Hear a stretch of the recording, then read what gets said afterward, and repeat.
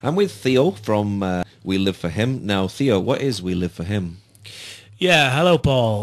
Well, We Live for Him is a new ministry that is my wife and I. We just started it this year, and it is a ministry that is calling people in Holland to come here to the Holy Land to see 1 week the side of the Israelis, 1 week the side of the Palestine people, to show them that we love the people here and that we love the same God. So it's we live for Him. So Him is the one that we live for, and that's God above. Now, you're coming from Holland, so what are you doing actually here in the Holy Land?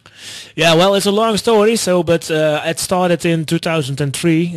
Then I was called by an organization called Athletes in Action to come here and to live here for 2 years. So in that period of time, my heart was catched by this land, and I saw the people on both sides, and I had a big love for both of them. So since that time, I came. I lived for 2 years here, and then afterwards, I came every year back with new people. So it's a part of my life now, actually. Yeah. So you've been building a relationship over the years with the people? Yeah, definitely. Yeah, and through sports, what we do is we use sports, we use soccer, we use volleyball, basketball, street dance, dramas. So you move your body and you have a ball and you kick the ball to 10 guys and 9 of the 10 will pass it back. So you have an entrance to make contact with one of those persons. It's great. Now, is sport important for getting a message across to people?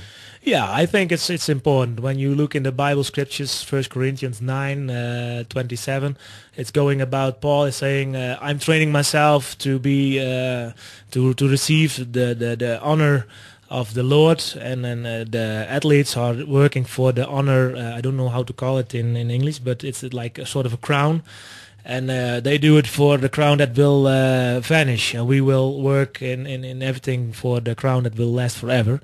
So Paul is also using the example of the boxer that is training himself, and he has a few examples from sports people.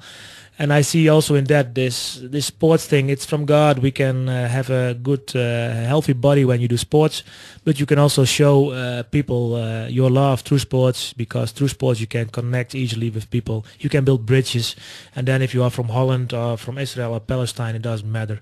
They are all equal through sport. Now, you've been working on both sides, the Israeli side and the Palestinian side. Do you see a big difference in the sides? Yeah. I think when I was here for those years, and also now this year again, it's like, you can definitely feel that in Israel they have all the freedom. They live out of that freedom.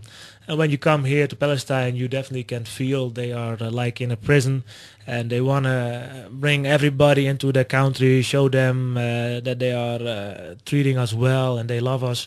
So we also here in Israel, it's just fun. Oh, who are you? What are you doing here? And when you are in Palestine, it's like welcome, we love you, and please come back with more people. So it's definitely different in this setting. So you're bringing children and youth together. What are you doing with them? Well, when we are in the Israeli side, it's like you just go on the beach or on a sport field, and you make a game, and people attracting to you, so they come to you and they start asking you questions.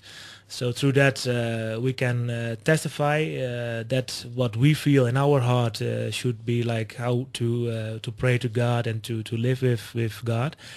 And here in the Palestine side, we do more with children in this moment, and then through children you can reach also the parents, and you can plant the seeds of the good works that God has taught us. So you're coming here in August, probably the hottest time of the year. Is it difficult playing football in August? And do you have to be fit to do this? Yes, of course. You have to be fit, and you have to drink a lot of water. We try to play in the evenings a little bit, maybe in the afternoons. So in the morning we have more team time, and we do praying, and we do singing songs, and do team building. And then in the afternoons we do the sports, because it is definitely hot in August here. So. So what's the response like from the people? Well, what we can see is that they have question marks in their eyes, like, who are you guys? Why are you doing this? And why do you come in August? Why don't you go in this year, 2012, to the Olympics? Well, we say, well, because we love the people here, and we feel a calling that we should come here to bring the message of love through sports, the message of God, and so it's like a calling actually. Now, here in the Palestinian area, there's a bit of a tendency that you could complain about the situation and just sit back. But do you think Palestinians here can get involved in their own community and make a difference where they are volunteering, doing things in their own community? Yeah, I think definitely if they could make work groups, maybe some young athletes in the age of 25, 20, they could arrange sport camps or whatever, so they could combine that what we do now also in August or maybe September. It would work if they could be a few days on a row with the same children, the same people. I mean, then you can really build in the relationships. They can trust you more. They can share more stories from their life with you, and it's more like the trust is bigger when you work like for a week with the same group of people. So it would definitely work here, I think, in the future also. So there's great potential. There is a great potential, yeah. So why do you actually do what you do?